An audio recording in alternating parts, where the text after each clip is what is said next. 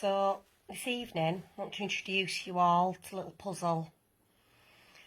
Puzzle, like many of our cats and kittens, has severe neurological issues, and as a result we have to feed her through a feeding tube. As you can see, yesterday she went to the vets and she had a tube inserted up her nose, and it goes into something called the jejunum, which is at the bottom of the tummy. And then we feed her through this little part here, and it goes down here, up her nose, and then down into her tummy.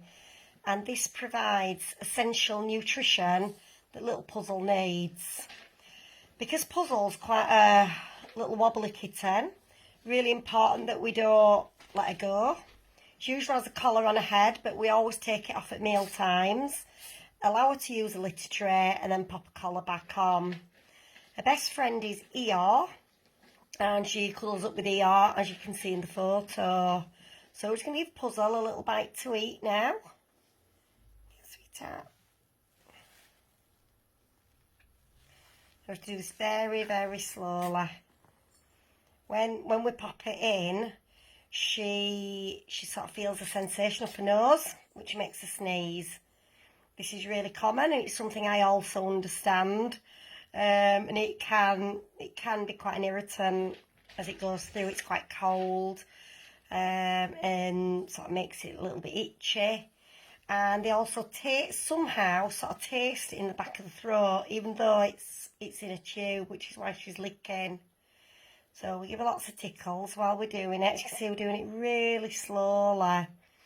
And we have to feed her about every half an hour at the moment, to get nutrition in. What is really encouraging is, in the last 24 hours, she has put on 50 grams, which for a kitten of this size is absolutely amazing, because she's very small, very underweight for her age, and without this level of care, she wouldn't stand a chance of survival. So we're really proud of her. She's such a good girl. Aren't you? You're just showing off now, being a good girl. She can sometimes be a bit of a tinker, and she gets a little bit impatient. But on the whole, she's a good little girl, aren't you? She usually rolls over for a tummy tickle in a minute. That's it. And whoops, have a little wriggle now. And then we're going to flush it with some water to make sure the tube doesn't become blocked, because it is such a tiny tube. We don't want it to become blocked, otherwise we won't be able to feed her, and we really don't want her undergoing another anaesthetic. So there she is, little Puzzle, and she's going to go back to bed with ER in a few minutes.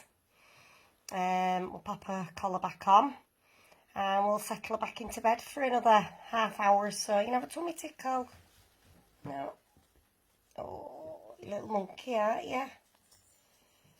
Obviously we do have to be very careful that she doesn't pull the tube out. So thank you very much for watching, and thank you for supporting us in any way you can.